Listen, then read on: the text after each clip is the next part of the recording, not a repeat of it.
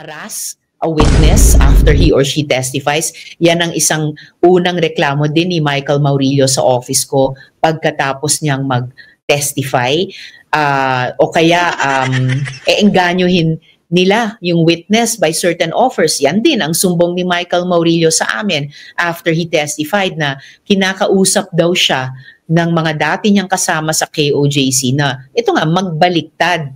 Binibigyan o sinusulsulan ng mga kasama niya sa KOJC para baliktarin ka, hindi na magsasalita yun ng ganyan kung uulitin niya na naman na nagsisinungaling siya. Natatakot na yan, nakukonsensya, hindi niya na nga masikmura yung mga kabalbalang ginawa niya kay Pastor Kibuloy. Diba? Tapos sasabihin mo ganyan, hindi yan totoo. Risa Hontico ka, naghuhugas kamay ka talaga. Gusto mo lang ipakita sa taong bayan na malinis ka. Magandang araw po sa inyong lahat. Reaction Update PH nagbabalik na. Maganda ho ng pag-uusapan natin ngayon mga ka-update.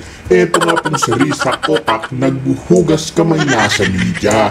Mantakin po ninyo, parang binabaliktad etong si alias Rene. Yan mga ka-update. Dito talaga nagpa-interview pa siya kay Miss Ami Pamintuan kung saan hindi natin alam kung ano talaga ang katotohanan. Mga ka-update, dito pakinggan ho natin ang pagpuputak niya na kung saan hindi daw umano sinisiraan si alias Rene. Pero mga ka-update, ano sa tingin nyo ang punot dulo nitong baliktaran nilang dalawa? Mga ka-update, sino ba talaga ang nagsasabi ng katotohanan sa dalawang ito?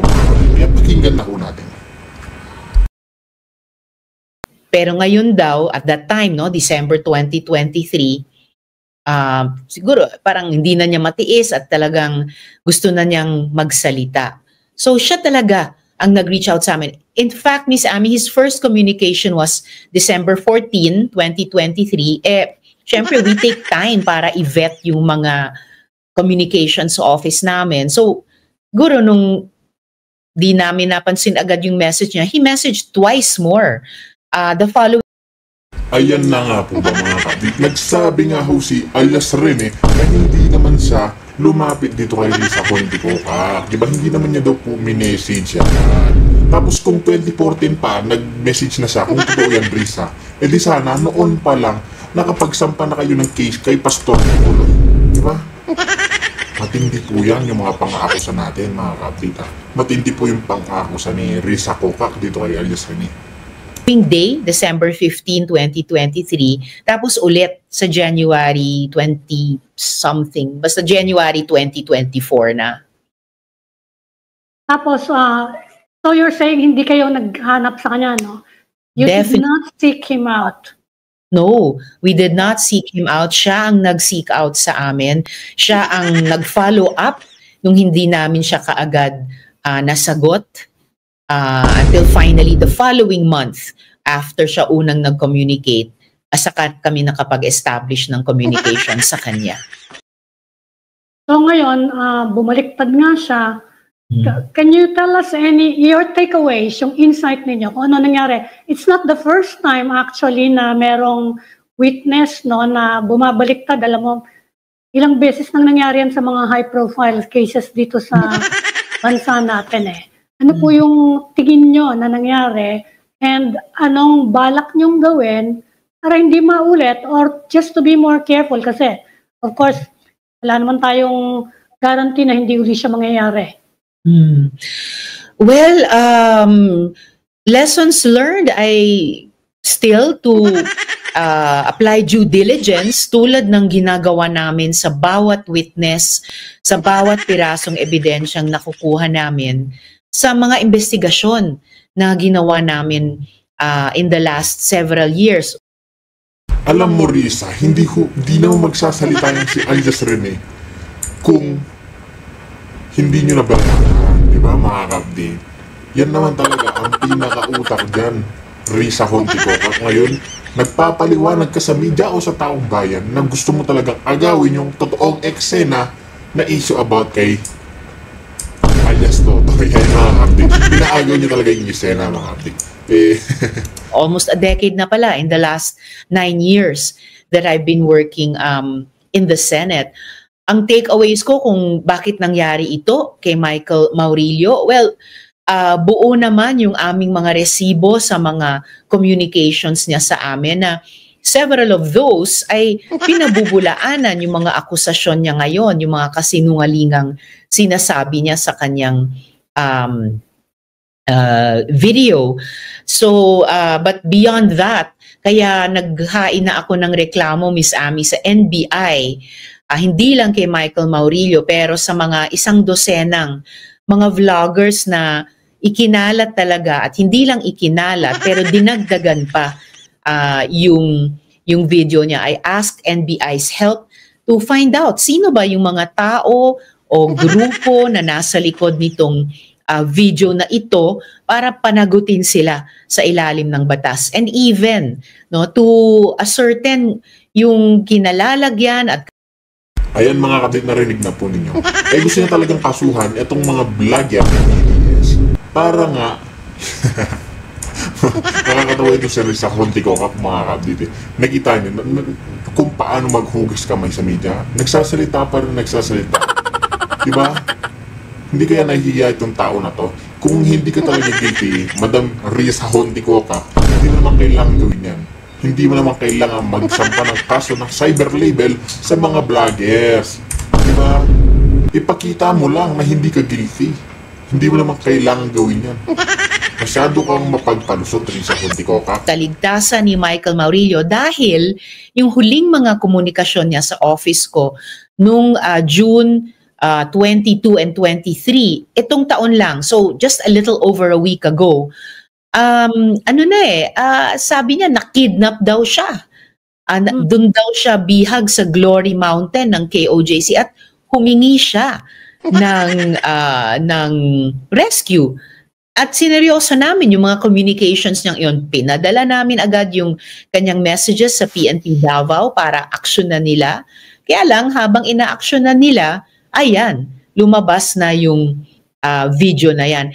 And yung unang naglabas niyan ay isang tingin namin fake news channel talaga, nagngangalang Pagtanggol Valiente, which by the way was formed only on June 24, the day after Michael Maurilio's messages. And so bagong-bago pa lang ito at sila yung unang nag-upload ng video nito. But as you mentioned, this is not the first time nangyari sa history of Senate investigations. Mukhang ganyan ang pattern ng mga grupong gumagawa nito. They will harass a witness after he or she testifies. Yan ang isang unang reklamo din ni Michael Maurilio sa office ko pagkatapos niyang mag-testify. O kaya engganyohin nila yung witness by certain offers. Yan din ang sumbong ni Michael Maurilio sa amin after he testified na kinakausap daw siya ng mga dati niyang kasama sa KOJC na ito nga magbaliktad, pahiyain daw ako, and in exchange bibigyan daw nila siya ng pera, itatago daw ng maayos, bibigyan daw ng magaling na abogado. So naku, ngayon parang binabaliktad mo pa itong si alias Rene, mga kapatid. Samantalang nagsabi na nga si alias Rene na di umano nagbayad ka ng 1 milyon. Tapos ngayon, parang ipinapalabas mo pa sa kanya na sa binibigyan o sinusulsulan ng mga kasama niya sa KOJC para baliktarin ka, hindi naman magsasalta yun ng ganyan kung uulitin niya na naman na nagsisinungaling siya. Natatakot na yan, nakukonsensya, hindi niya na nga masikmura yung mga kabalbalang ginawa niya kay Pastor Kibuloy. Diba? Tapos sasabihin mo ganyan, hindi yan totoo. Risa Honticoca, naghuhugas kamay ka talaga. Gusto mo lang ipakita sa taong bayan na malinis ka. We've seen this being done to other witnesses in Senate investigations. Kaya yung reklamo ko talaga sa NBI has to do with yung ganitong nakikita kong pattern din kay Michael Maurilio ng witness tampering, fake news, at saka psychological warfare. Senator, sa tingin mo, things would have been different kasi merong mga report that he was asking, Mr. Maurilio was asking for witness protection, Pero sinabi niyo yata, according to the reports, di naman kasi papilya ng Senado. Pero sa tingin niyo, kapag ganyan ang kaso, tingin niyo there could be some coordination between the Senate, for example, and law enforcement agencies para kahit man lang yung mga pinaka top witnesses nyo, maihain nyo sa kanila na pakiproteksyonan nga muna to kasi nga baka nga ganyan na mangyari. Actually, in fairness sa witness protection system that we've put together, no matter how modest nitong nakaraang mga taon, simula pa sa mga witnesses sa pagpatay ni Kian De Los Santos, hanggang sa witnesses dun sa Pharmaly investigation, hanggang ngayon, nagawa lang talaga namin yon sa tulong ng mga civil society at saka church organizations, bukod sa ilang mga pagkakataon na may mga nag-qualify dun sa witness protection program ng DOJ. Halimbawa, for a time, yung mga witnesses namin sa yung Pastilla scam investigation. So again, in fairness to yung mga tumutulong sa amin, si Michael Maurilio himself was still being cared for ng mga civil society and church partners kahit pagkatapos ng pagtestigo niya sa investigasyon. In fact, sa pagkaalam namin, he was with church leaders pero umalis siya sa company nila just before nag-message siya sa amin ng help, kailangan ko ma-rescue kasi ako ay kinidnap at dito na ako binibihag sa Glory Mountain. So you're okay with that set? Sa naging pahayag nga ni Ayus Rene, wala talaga daw katotohanan yung mga sinabi niya at maganda daw ang pagkikitungo sa kanya ni Pastor Kibuloy at ng KOJC. Hindi daw totoo yung mga paninira niya kay Pastor Kibuloy. Sa kuhang naman, kahit na anong palusot mo, wala ka nang ilulusot. Alam na ng taong bayan ang kuhang mo. Kasi tatanong ko sana, meron bang magagawa executive, for example, o kaya by legislation, to strengthen our witness protection program? Kasi hindi lang naman yung witness ang mahaharas Pwedeng yung pamilya niya, di ba? Di naman sa sine lang natin nakikita yung mga ganyan. Talaga nangyayari siya, no? But I know we have limited resources, pero may magagawa pa kaya ang gobyerno to improve the witness protection system? Definitely, Ms. Ami. And I believe DOJ is looking at that, kung paano nila mapapalakas yung witness protection program nila. At bukas na bukas kami sa Senado, tignan paano suportahan yan, dahil yan ay papel na ng executive at hindi na ng legislature. Pero suportahan yan, halimbawa sa pamamagitan ng budget process. It may not even require new legislation dahil meron ng standing witness protection program ang DOJ. And as I mentioned before, nagamit ito dun sa mga nag-qualify ng mga witnesses sa kanila para sila ay protectionan nga. Related to your investigations pa rin, bagong headline ngayon, gambling na naman, related naman sa isabong, hindi mo linya yan, but it's still gambling and you conducted a thorough investigation on offshore gaming. Meron pa ba kayong mga loose ends na balak niyong i-take up in the 20th Congress or additional legislation related to this problem? Kasi sabi rin ng iba, nagkakaroon na daw tayo ng problema with gambling addiction. Meron ba kayong balak na i-push in the 20th Congress related to these matters? Siguro wala nang loose ends dun sa nakumpleto na naming investigasyon laban sa POGO and na-adopt ng Senado yung committee report ng aming mga findings and recommendations. Pasado na rin namin yung Anti-POGO Act sa pamumuno ni Chair Sherwin at sana ito ay suportahan din ni Presidente para maging ganap na batas na. Of course, ngayon, gaya ng binanggit mo, Miss Ami, we see na yung dating POGO ngayon nagmo-morph naman ang problema ng PIGO and definitely itong online gambling.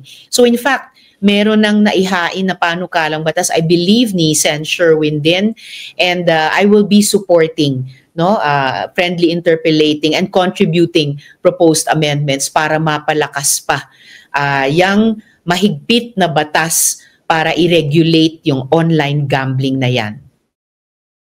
Ang nakita ko listahan nyo, Senator, ng priority legislation nyo, mostly related to labor eh. Pero bago tayo pumunta sa mga ganyan, katatapos din lang ng election and European Union Observer Team, naglabas sila ng mahabang report no, tungkol sa mga nakita nila. And isa sa mga binanggit nila obsolete mga daw yung mga laws natin, di na daw nakakahabol sa mga reforms, sa mga panibagong legislation na related to election. Meron ba kayong balak na isulong na legislation related to election reforms? Kasi sinabi sa amin ni Chairman Garcia ng Commission on Elections, every Congress nagpo-propose kami ng election reforms Wala naman nangyayari. Ano kayang pwedeng gawin doon? Well, pwede talagang kumilos mas proactively yung Joint Congressional Oversight Committee on the Automated Election System. Mula pa nung nakaraang kongreso at nakaraang eleksyon, may mga nakabinbin pa na akong mga tanong sa COMELEC din. Halimbawa tungkol dyan sa MIRU system at yung kontrata, no, in terms of yung modelo ng counting machines na iyan na hybrid, in terms of yung presyo ng lease contract na yan, no, for one election kumpara sa lahat ng purchase contracts ng nakaraang lahat ng mga naunang automated elections nung nakaraang mga taon And these are serious questions no ng pagsunod sa kasalukuyang Omnibus Election Code on the part of the COMELEC. Let alone, for sure, kailangan pa ng mga patuloy na political and electoral reforms, kasama na Ms. Ami yung mga campaign finance reform at iba't iba pa. So, mananatili akong active dyan at proactive din dyan mula sa Senado vis-a-vis sa COMELEC. Isa sa mga campaign finance reforms na nabanggit ni Chairman Garcia, yung cap, yung ceiling sa campaign, yung limit per person, sa tingin nyo, dapat na rin siyang taasan. Masyado na daw unrealistic, sabi niya. Simula nang ginawa yan, kaya nahihirapan ding mag-regulate, At pati yung mga kandidato, medyo naguguluhan na lalo ngayon. Ang hirap-hirap din i-monitor because of the online capability nga for campaigns saka yung ibang platforms. Sa tingin nyo, may bala kayong suportahan o magsulong din ng batas related to that? Siguro makakatulong din naman i-raise by legislation yung cap, pero higit pa dyan yung basic feature ng campaign finance reform, which is limitahan talaga. Limitahan yung campaign spending, pati sa campaign period. Marami namang best practices model kahit sa ibang mga bansa dito sa ating rehiyon at sa ibang mga rehiyon ng mundo. The basic principle being pwede lamang makakatanggap ang bawat partido o bawat kandidato una ng subsidy mula sa estado, proportional sa number of votes na nakuha nila or nakuha niya sa nakaraang eleksyon. And then that party or that candidate ay pwedeng mag-fundraise mula sa private supporters nila hanggang din lang sa value na yon na natanggap nila sa gobyerno. And then pagkatapos ng bawat eleksyon ay kailangan pa rin nilang mag-submit ng katulad ng SOSE, yung Statement of Campaign Expenditures sa COMELEC. So, alam yan ng COMELEC, it's not just a matter of raising the amount na pwedeng gastusin by law, na ngayon pa lang honored more in the breach. It's a matter of enforcing the law talaga. At saka yun na nga, thinking more broadly, more strategically tungkol sa election reforms na kailangan natin. Nabanggit niyo na rin lang yung SOSE, yung Statement of Campaign. Nasa website naman yun ng COMELEC. Pero kayo po, magkano yung dineclare ninyo? Oh, hindi naman. Hindi pala kayo noong nakaraan, noong 2022, how much did it cost in 2022 to run a campaign? 2022. I'll have to get back to you on the exact amount. But I was able to raise something like 100 or a little over 100. Let me double check that. Pero sinabit ko nga po sa COMELEC. Kasi bago pa mag-pandemic, tinanong ko yung ilang mga kandidato for the Senate. Halos pare-pareho sila na sinabi, mga 150 million for the Senate. Di ba sobrang laki nun? Uh, Before the pandemic, or typical lang yun, typical siya. Maybe that's within the range. Pero alam naman natin na marami ring mga candidature na napondohan ng mas malaki pa dyan. At Yes. yun yung siguro pinaka tinitignan natin kapag pinag-uusapan yung campaign finance reform na electoral reform. So kung balak nyong ilimitahan, kasi hindi namin malaman kung bakit ayaw ng mga kandidato na i-limit, kasi actually it will be for your for your own pakinabang. Kaya lang sa tingin nyo, kung ililimit yan, sa 100, lagyan natin 150 million, kalahati nun pwede na ba? Kasi sinasabi naman ng mga ang dami-dami naman nating mga botante, kulang naman yan. Ano sa tingin nyo reasonable? Hindi ko pa kasi nagawa yung pencil pushing tungkol sa bill na yan, no, ng campaign finance reform. Kaya hindi ko masabi off the bat kung kalahati nung range o nung average na yan ay sasapat na. Basta't mas ang tinitingnan ko kasi na yung bubuing campaign fund ng bawat partido o kandidato ay hindi lang bunga ng private fundraising, pero yun na nga, may component ng public mula sa state sa pamamagitan ng COMELEC at yung private na pareho lang ang proportions. Kaya may control. Yung galing sa public, may basehan, which is yung bilang ng mga boto na nakuha ng partido o kandidatong yan in the previous election. And then yung private contribution raising nila ay pwede lang hanggang dun sa halagang ibibigay ng public sector o ng gobyerno. So yung absolute amounts nun, hindi ko pa po napag-isipan. Isa sa mga nabanggit kasi ng European Union observers, yung nakita daw nilang rampant various forms of vote buying, actually including the use of the programs of the government. Pero isa pang problema na hinaharap natin ngayon at kulang din sa legislation, yung mga troll farms during elections, not even during elections, and I'm asking you this kasi alam naman namin na isa sa malaking target ng mga ganyan, At lalong lumalala ngayon dahil may deepfakes, artificial intelligence, nakita naman natin ngayon. Ano kaya ang pwede natin gawin by way of legislation? And baka may naiisip kayong initiative na pwede ninyong gawin. Well, yun, tatawid yan from electoral reforms to regulation of the proper use of technology, kahit nga sa pang-araw-araw na buhay ng ating lipunan, or for that matter, maybe in advertising or anything to do with communications, political communications or otherwise. I remember kahit na nung bago pa lang, at least dito, yung AI, nakakabasa ako na kahit yung AI advocates sa ibang mga at mas maunlad na bansa, were raising their own warnings even then. Na tingin ko dapat ay i-heed natin dito. I remember a few years ago, pandemic years pa rin nga, sinasabi nila na dun sa mga malalaking AI companies na excited i-monetize yan. Sabi nitong mga advocates, critics, tigilin muna yung mga large-scale experiments hanggat makapaglagay ng mga safeguards at saka protocols. Otherwise, this will run away with us. At yun yung nakikita natin ngayon, kahit nga sa larangan ng politika at saka eleksyon.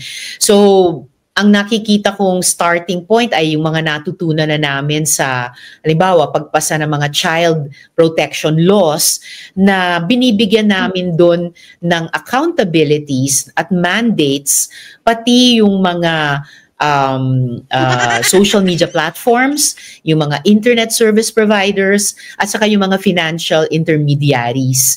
Dahil ito yung mga spaces kung saan ginagamit yung mga teknolohiyang ito, originally, supposedly for the good, pero nakikita natin nitong huling mga taon ay talagang madalas din ginagamit para sa pang-aabuso at saka panloloko sa mga tao.